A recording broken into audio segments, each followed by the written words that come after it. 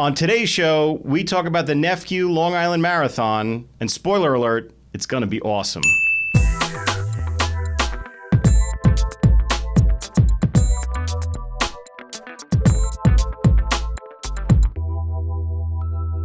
Hey everybody, it's Dan Ratkowicz, and this is episode 13 of the Helping Hands podcast. Fun fact about the number 13, that is the amount of years that I think we've known each other.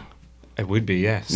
Yes. So really excited about today's show. Corey Roberts is here from Race Awesome, the company that is putting on the Long Island Marathon this year. And Corey, why don't you, before we get into all the details about the race and everything that's going on, Marathon Weekend, introduce everybody, tell everybody who you are and your origin story, how you got here. Wow, it's a long story. Yes. 2 minutes, but make it in 2 minutes. 2 minutes. To 2 minutes. Well, g'day. I'm Corey. I'm from Australia, and I was a chef growing up. Found my way onto a cruise ship. Met a Long Island girl, Stacy. That's a really long story, but anyway, in the end, I'm here, married, 2 kids. I've been here for 13, 14 years. Stacy's going to watch this and be upset because I can't really remember. But it's about 13 years, yes. But he did remember how long we were friends, Stacy, so that's... I worked in the food industry when I first got here, and in the last 8 years, I guess, I've been involved in event management for sporting companies, and Stacy and I founded Race Awesome in 2014, and in 5 years, here we are. Amazing story. Yes. Amazing, just even from the beginning of meeting Stacy on a cruise ship, and yeah. That's wild. Great wild ride, and you're just getting started. Speaking of getting started, we have a bunch of things to talk about, but this is distracting me right here. Yeah. Well, we can definitely open it. Can we open it? Yeah, we can open it. So what is this? Since we're going to be talking about the Long Island Marathon, this is 26.2 Marathon Brew. This is the official beer of the NEFCU Long Island Marathon. It's made, I want to say they call it the Gatorade of beer. It's been out on the shelf for about 2 weeks now, and I had to run around to find this, but most bottle shops on Long Island you can now find it in. If you go to Buffalo Wild Wings, it's on sale there as well. Oh, cool. And we're going to be having free samples of the 26.2 brew at the Long Island Marathon on May 5th. All right, well, cheers. Cheers. There we go. This will make this a lot easier. There we go. It's good, That's right? good. It's really good. That's good. And you said that they want to compete with like a Michelob or something like that. Correct, where it's correct. Lower This is really meant to be the beer that quenches your thirst after a workout. It's got sea salt in it, and I want to say there's some coriander and stuff like that. I don't know the whole flavor profile, but they're ale brewed with sea salt and coriander. It quenches your thirst. Cool. Very cool. It's tasty, too. It's really good. It's tasty, really too. Good. This is going to be a fun interview. So how did this even happen? How did this, you started the race company with Stacy, and... So we got going actually probably in 2007. I was getting back into triathlon, and I was looking for somewhere to volunteer at and help out so I could get a free race entry because triathlon's expensive. If anyone does triathlon, you know what I'm talking about. So met a guy, and it was Steve Tarpinian, and I started volunteering with Steve, and they worked out that I could cut fruit really well. So they put me to work, and I was the fuel director for Race Awesome, which led into doing social media marketing, and before I knew it, I was a race director, and an opportunity arose, and we ended up breaking out by ourselves and creating Race Awesome, both Stacy and I, and we started off with, I think, 4 or 5 events in our first year in 2014. We were probably averaging 70 people an event, not a lot. It was difficult. Getting off the ground. I would still tell you it's difficult. It's not an easy business. And But we grew that. We're 15, 16 races now across Long Island, and we have a race in New Jersey as well. And we range from running races, triathlon, multi-sport events, mountain bike racing, trail running. It's a lot. It's a lot. And then last year, the Long Island Marathon came up for bid, and we bid on it back in May, June was the opening of the bid. We were told we couldn't do a lot of things by a lot of people. Certain change just wasn't possible. And so far, we've changed everything that we said we were going to change that we were told we couldn't change. So, and that's great. I wanted to ask you, what are the differences? Because I know that you've been working on a lot of different things that are different from marathons in the past. Yeah. The Long Island Marathon, probably doesn't have the best name as far as marathons go. It was quite a boring race. If you've ever participated in it, you know what I was talking about. Running up and down the Wantor Parkway, about 18 miles on the Wantor Parkway to be exactly. It's pretty boring. And that's straight, because that's straight, right? It's straight. You can't see anybody. There's nobody, crowds out there cheering. There's really nobody involved in the event. It finished in Eisenhower Park, and Eisenhower Park is an amazing park. But there was lots of rules and lots of different things in the park that really not prohibited, but made it difficult for your loved ones and spectators to really come down and be a part of the event. Back in the day, from my understanding, and it's before I even got here, this race was like a 14,000 person race.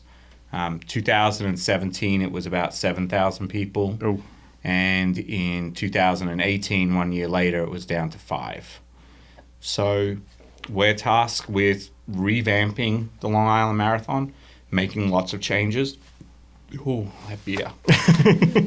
Making lots of changes and making exciting for the athletes. And I have a big focus on our spectators. You know, as much as I focus on the athletes, there's a huge focus on what we can do for the spectators as well, because they make the event so much fun. They bring so much energy additionally to the event. Sure, you got people cheering you on, and the audience. It's always got to be adrenaline. Yeah. Right. So I guess our big changes are we relocated the start line into Park Boulevard inside Eisenhower Park. And this gives you a chance that if you have spectators coming in, they can now cheer you off from the start line. Previously, that start line was about 1.5 miles away from the where you parked your cars, basically. Okay. And spectators weren't allowed to get to the start line, so you were out there by yourself, standing behind a Coliseum waiting to start. We also turned around and changed the course. So instead of running up and down the Wantor Parkway, now we're only going to run on the parkway one direction, cutting it down. I think we're down to about 8 miles or 7.5 miles of parkway. The rest of it, we're looking and we are traveling south down Merrick Avenue, down Balmore Avenue, through Balmore, making our way to Cedar Creek Park. And then after we come out of Cedar Creek Park, we make our way onto the Wantor Parkway, and we make our way back. If you've done the marathon before, you're familiar with running the Wantor Parkway back and hopping off at Old Country Road, coming in to the backside of the park on Carmen Avenue. So we finish up kind of similar the same way, except we've also totally re-engineered the finish line area, because this is important for our spectators. Where's it finishing? Finishing still in Eisenhower Park, still in the same location, but we took the old floor plan essentially of it and we ripped it up. We worked with Nassau County PD and Homeland Security to come up with a new plan that allows for better flow for our athletes, better flow for our spectators. We have 2 bands coming in playing live music. Cool. We have free beer, 26.2 Marathon Brew. We have great new sponsors there. We've got Northwell Health, RXR, NEFCU is our title sponsor, Noon Energy is our hydration, Wantor Mitsubishi is our official car of the race. They're coming down with the plug-in hybrid Outlander. Cool. They're going to be giving away all the photos are free for our athletes. They used to have to pay for that. Additionally, the biggest change to our post-race area is we just announced it yesterday. We have the Long Island Food Truck Festival happening. So that's really opened the doors in Eisenhower Park, gives our spectators something to do while they wait for you to cross the finish line. Right, that's great. It sounds, I mean, it sounds like a whole event, and it is. Was it always a weekend event too? Because now you have like a long time ago, it started off just as a marathon, and then over time, you've gone from a marathon, you've gone to a 5K, a 10K. We have a half marathon, and we have the full marathon, and we have plans for changing that up a little bit in 2020 also. It's going to be amazing. Very 2020. Cool.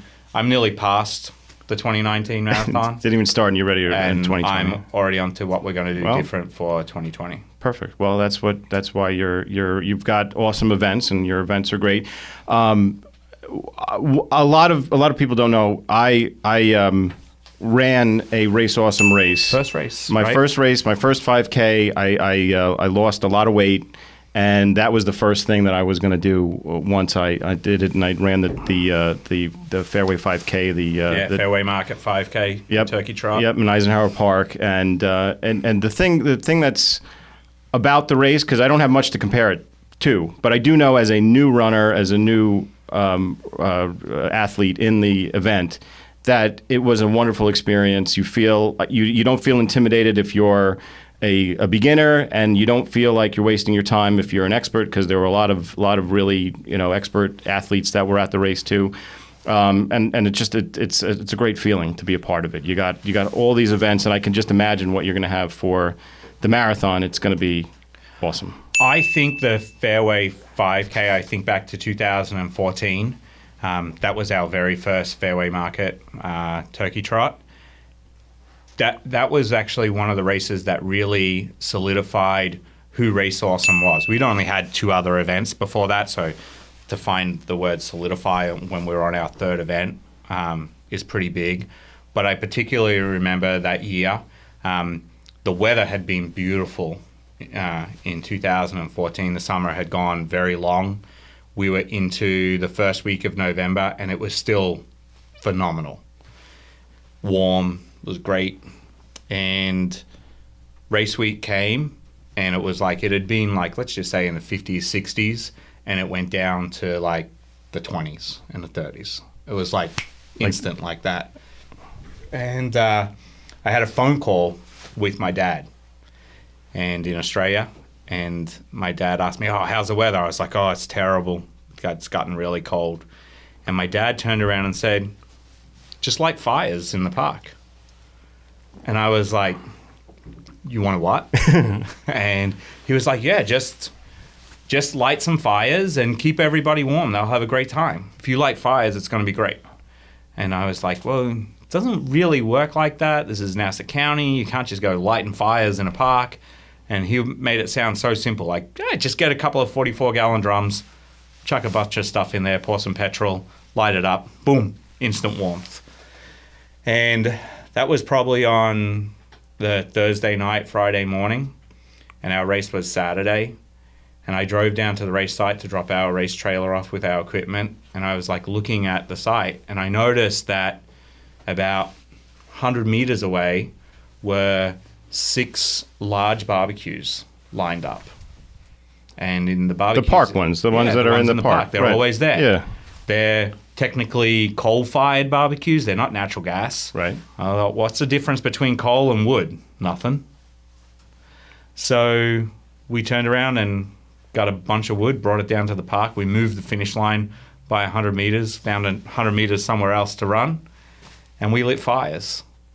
And since then, we've never looked back. Like, we can't wait to get to the fall, because we call them our fall 5Ks.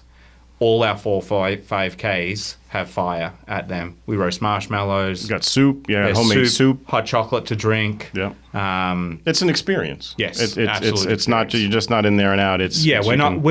We're not looking that you come to the race and you come and go. Right. We want you to hang out. We've got music playing, 4 years, 4 different sound systems. I mean, we've just kept on growing, and we felt very strongly that that's part of that experience. You've got to have good music, good announcing, like good equipment. You know, if you're going to do it halfway, then don't do it. Right. Absolutely. And that's one of the things that stands out about you as a person, as a businessman. And I want to bring up something that you posted on Facebook that actually is the reason why you're here today. Because it is actually the reason why I'm here. I've been trying to get he's a very busy man, and I've been trying to lock him down for a date for the podcast. We've been back and forth, and then he posted this thing on Facebook, which I said, okay, I'm gonna try this. But you basically said I can't. Yeah, I was told a lot. We talked about this at the very beginning, that I was told a lot during the marathon bid process. A lot of people told me you can't, and I'm talking. It was like, you can't change the course, you can't move the start line, you can't have live tracking of athletes during the race, you can't relocate the race results from their current platform and move it into an in-house platform. There was a lot of I can'ts. And I kind of just sat there and nodded my head, and it's a running joke. I don't know if you want to explain the joke to everybody, but it's a running joke in my house, and obviously it worked. It worked, and I texted Corey and I said about the podcast, you can't be on it, and you can't give me any of the dates that you were available, and something else in there, and then I got a response right away, and it worked. But it's just that fuel that drives you, and Sure. and I love that. And actually, one of the things that I kind of secretly have been complaining about the podcast is that I've been getting nothing but positive reviews, and I'm looking for like some negativity because I thrive on that. Somebody tell me I can't. Somebody tell me that. Yeah. And that personality of yours is what is why you are where you're at, and why you're going to be where your company is going to be. It really. I mean, I would have gone after those things whether you told me I can't or not. But I think it gave you an extra boost. Sure. It was like, let me move it up on the priority list, Sure. and I'm going to prove you wrong right now. I think I probably get it from my dad, because my dad is kind of the same person. Telling me can't, then he's going to go do it, and that's what I kind of felt. I guess kind of like going back even to the fires. You can't just light fires in a park. To this day, I think you can't. You can't. That it's crazy that you can. You can't light fires in a park. You absolutely can't. But you can find a way. I'm not lighting a fire. I'm having a barbecue. You're having a barbecue, right? Very simple. Right. So just happens to be the same thing. Right. So, but even through the marathon process was that you can't. That the big one that triggered the post yesterday was really. The food truck festival. It's something I had a lot of passion for. Obviously, I'm a chef. That's my first thing, and I like food. But I was really thinking it from a spectator standpoint. You're hanging out in Eisenhower Park, and you're waiting for your runners to come in, your friends and family, and there's not somewhere that you can get a cup of coffee and a donut, unless you walk a mile and a half out. You can't drive your car out because all the roads are on lockdown because of the race. Right. So I wanted to bring food to the people. And, there's so many phenomenal food trucks out there. Like we say, you want to get coffee and a donut. I don't want you to get, I dare say, I don't want you to get an Entenmann's donut and a coffee from Speedway. I want you to have a great coffee and a really awesome donut, And right now we're talking with one fella. He has a big red fire truck. Oh, cool. And it's converted into a wood-fired pizza oven. Very cool. Very cool. So we're looking at a lot of different food options. And this food truck festival, it's not just for Marathon Sunday. So it's for the whole 3 days. We've got Friday, Saturday, and Sunday, because we have the RXR Long Island Health and Fitness Expo happening also in Eisenhower Park during that weekend. That happens on Friday and Saturday. So we expect close to 6,000 people to attend that expo on Saturday alone between the hours of 10 and 7 p.m. Okay. That's Saturday, May 4th. 4th, okay. Yeah, Saturday, May 4th. And on Friday night as well. We're expecting 1,500 people to attend that expo on Friday night from 3 to 8 p.m. And that's all happening in Eisenhower Park? All happening in Eisenhower Park opposite Field 5. Okay.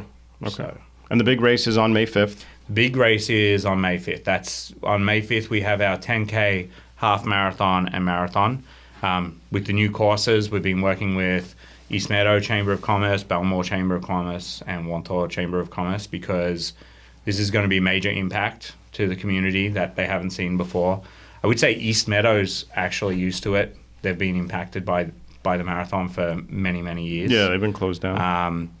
But it's different this year. That the businesses are really embracing it this year, and we're seeing a lot of them wanting to come out and support the event and prop up tents and help hand out water and cheer our athletes on, stuff that's been missing in the past. Well, I think you guys are bringing a lot of excitement to the race this year, and you're being great liaisons to the community. And I know that you were at the Chamber of Commerce's and talking with them and seeing how, making sure that you're respectful of what they're doing, and that's great. It's good for everybody. We're absolutely doing our best. Obviously, the race is coming, and nothing is essentially going to stop it. But we're doing our best to try and help people plan ways to get around the race. We have a flyer going out to about 6,000 or 7,000 homes in the next week. So we expect a very busy week coming up on our website and emails. I'm sure there's going to be a lot of people with a lot of questions. It is communion season as well. So there's a lot of things that people will have going on in their life that the marathon is going to essentially affect. And we want to help them understand where to park and how to move around during the marathon. For most cases, if you allow extra time on race morning, you'll be able to get where you need to go. You're just going to have to be somewhat patient. Right. All right. Is there anything that we missed? Anything that you want to that spotlight that we left out? And speaking, just talking about spotlighting, the Helping Hands podcast, and one of the things that we didn't even talk about is I don't know if it's all of them, at least the majority of the Race Awesome races have some sort of every race charity that's behind them, that they're supporting different charities that they need. Every race has a charity. What are some of them that you guys are partnering with? Our first race coming up is the Brands Duathlon in Cedar Creek Park, and that really goes to sponsor like the special needs games that we have here in Nassau County. We also turn around and we have another one. Our second race actually this year is the marathon. The beneficiary for that race this year is going to be Friends of Karen. Friends of Karen is a Long Island-based charity, and they really help families out that have a child that may be terminally ill or very ill, and they don't just help out by giving money. They talk understanding if both parents are stuck at home trying to help and manage the situation with their child, that they can be dedicated to that child. So they do things like help pay the rent, keep the electricity on. They'll also work with, if there's that sick a child in the house, if there's multiple children in the house, the other child may be missing out on certain things. So they work programs with those other children that are in the house as well. That's a huge one for us this year. We also have the following race is our Macho mountain bike race and Macho trail run. Macho is an acronym for the beneficiary that we work with. It stands for My Actions Can Help Others. And My actions can help others. My actions can help others. Okay. If to me, maybe you would say can't help others, and then I would be even more motivated, right? Right. My actions can help others. And I actually chose that beneficiary just because of what it stood for. I really didn't know much about the beneficiary when we first chose them, and they've been an amazing partner in the race, and fundraising for them has been really, really powerful. We also work with Collins Children's Medical Center. We also do work for the Cardiac Center at Southside Hospital, Northwell Health Southside Hospital. We work with John Thiessen's Children's Foundation. That's a huge one for us. We're really big supporters of John. He does phenomenal work. Yeah. Really, every charity that we're working with is Long Island based. It's a big deal. Yeah. It's a big deal. Yeah, and doing a lot to help Correct. on top of everything. We also run programs with schools and Girl Scouts and stuff like that, where if they come out and volunteer and support the race, even if they're not a beneficiary, we make a donation to those groups that come out and support and help the race. We're a big believer in nobody works for free. Nobody should work for free. Everybody's got to get paid in some way. We run an amazing volunteer program at our races. So, for example, you did the turkey trot and it cost you $35, $40 to register and participate in the race. Had you come to a race and volunteered before, you work a race, you get a race for free. It's very simple at Race Awesome. We really believe that brings great staff to our race. People that are motivated to make the athletes that are there feel great because they're technically earning money to go into the next race for free. And I mean, our triathlons cost like $139 to enter. So you come out and you work, 4 hours and volunteering, and we feed you, we give you T-shirts, we have a great time, and then the next race you do is free. So it's a pretty good system. Outstanding. A lot of great culture. I think that's what it comes down to. Correct. It's great culture. Correct. Have you ever read Tony Hsieh's book? No. It's called Delivering Happiness. Oh, yes.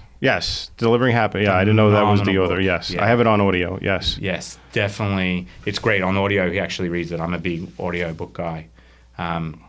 Delivering Happiness. Isn't that's the Zappos? That is the Zappos guy. Yeah. What a great. I missed the opportunity. I was in Vegas for a conference, and a bunch of my colleagues went to go tour Zappos. Oh my God, it's amazing. And I had my flight, and I couldn't do it.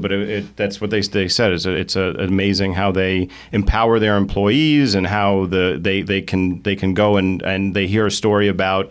One of the people on the phone, somebody passes away or something happened, and they have the authority to send flowers to that person or send them something free to help them out. The culture is the whole business. It's amazing, actually, the employee culture. And during the book, if you get really into the book, Tony takes you through multiple different businesses that he had, and as much as they were successes and set him up financially for the next business, he got out of them because of bad culture. Like he felt it didn't work out right, culture-wise. Right. So culture and the way you treat people is. I think that's also the future. That's all the future. I'm trying to rework my whole business and build it around culture and good people. And when we're interviewing people now, and when we're talking to people to bring them on board, I don't really care how much you sold, how many widgets you sold in the past, or this, that, and the other thing, as much as I care, are you a good person?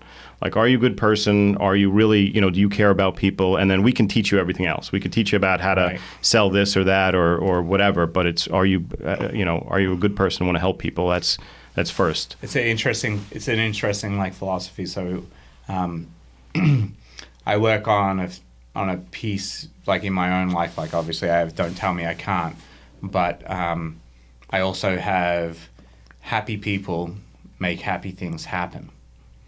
Miserable people will always be miserable, so don't waste your time with them. Yeah.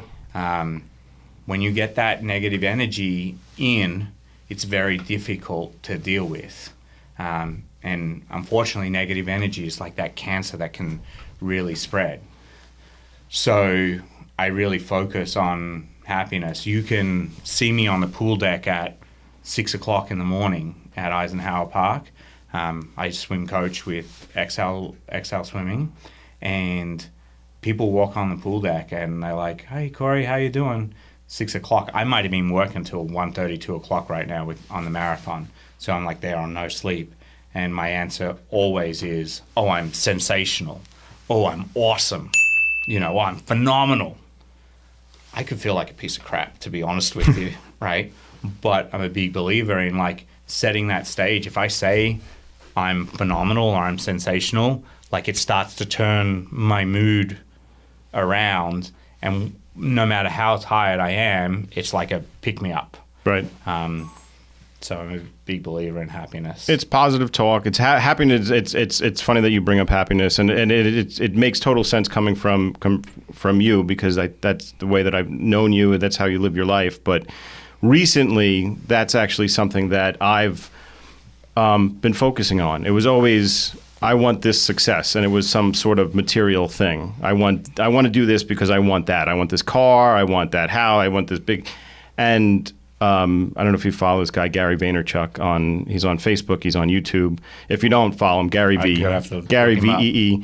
And he's trying to change the culture to going from defining success from being a millionaire to being happy. Ha and that it changed something in my brain, because that was what success is money, or money is success. That's what I thought, either from the culture, from the world. That's how, and yeah, I mean that I want to be happy. It doesn't mean that I want to just sit at home and don't do anything. I want to work. I love working. I love doing that. But I want to be happy when I'm doing that, and I want to do something that makes me happy. I'm probably poorer than ever I have been before. It's like giving up a career as a chef, stable job, everything like that. Doing Race Awesome. I sell solar on the side. I am hustling all the time. Probably poorer than I've ever been before, but I've never been so happy. And I was waiting for no matter how hard I'm working, it's like so good. And I have the experience of, working as a private chef for billionaires. I mean, people worth $8-9 million. I won't say the names, but I worked, and I saw misery, and I could never understand how you could have all this money and be miserable. Yeah. Well, not be happy. Right. But here I am today, working my guts out and happy as ever. That's great. And I'm really trying not to say awesome every single time, because eventually I think Levi, the videographer, would end up putting a ding every time I said awesome. But we should count how many times it was said. We should. We really should. We'll have a little counter. We'll turn it into a drinking game, and we'll have to take how many times you say awesome? A slug. When you were, and I know we got to wrap it up shortly, but I want to ask you a question. Working around those millionaires and billionaires as a private chef, was there anything that rubbed off on you? Was there anything that you picked up along the way that how people? I remember one very, very big thing. I was treated very well as a private chef. I really was. I mean, you worked really difficult. It was really difficult work, challenging environment, but they looked after me amazingly. My parents came and visit. We sat front row at the Knicks next to Spike Lee. 4 of us went out to amazing restaurants. I mean, you're talking $15,000 for a night out kind of thing. It was amazing. But I also saw actually how things were given out and donated by these people, and it made me realize not that you've got to give to get, right? And when you're successful, giving back only helps you be more successful. I would tell you, even at Race Awesome first year, we were so broke, so broke, so losing so much money. We were still giving away thousands of the money that we were losing to our beneficiaries. We made a commitment, and we had to stand by that. Whether we made money or not, we were donating money to our charities. I think that's definitely something that rubbed off on me. Outstanding. Awesome. It's awesome. It really is. That's a story and I can't wait till have another beer with you in well, hopefully it'll be a lot sooner than that, but in 5-10 years from now, and talk about these times and from a different point of view too, from where it is, because at the pace that things are progressing, that's. Oh yeah, it's been a wild ride. I think we did the math. It was something like, first year 400 people, second crossed under the finisher arch at Race Awesome. The following year was like 1,000 or 2,000. The next year was like 5,000. Last year it was 8,000. This year, I mean, we have a gem in our pocket with the Long Island Marathon. We expect an additional 5,000-6,000 people to cross under the Race Awesome finisher arch this year, just with the marathon. Right. And we expect to see it grow. This hard work that we're doing right now. My dad always says, I FaceTime my dad all the time in Australia because that's the way you deal with talking to parents overseas. And every time I speak to him, he's like, "Oh, wow, looks like there's matchsticks holding up your eyes." We're really working so hard on this marathon right now. But I know that this is going to be what turns it around next year. I don't expect growth this year for this marathon. Our goal actually is to, I say, stop the bleeding, to see it go from 7,000 to 8,000, 7,000 down to 5,000 in 1 year, between 2017 to 2018. Wow. If we can hold at 5,000 people, then we achieve something tremendous. Right now we're tracking at about 1,000 people ahead of where it was this time last year. So right now we're at 3,250 odd people registered for the weekend. This time last year, they were just on 2,100. So we're pretty excited. Something to be excited about. I'm so happy for you and your family and your company. Thank you. And congratulations. And I'm sure it's going to be a great event. I look forward to it. Are you going to come down? Of course. I got to check this out. Check out the food trucks. There's free beer. I got to check it out. So the free beer, the 26.2 brew. Yeah. If you do the race, you get a bib tear off.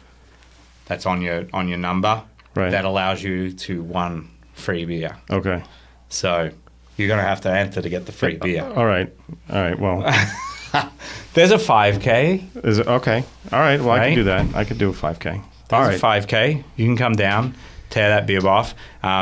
If you're under 21, I'm not sure your age, but if you're under 21, we'll be tearing that beer tag off when you pick up your bib, so you won't be able to get a free drink. Okay. So like if you think like you're going to enter your kids and bring them and take their beer tickets, right? You could have had 4. It's not going to happen. Darn it! All right, they'll be teared off. I'll take my wife's then. Corey, thank you so much. Cheers. Congratulations Thanks so and good much, luck. Thanks. Cheers.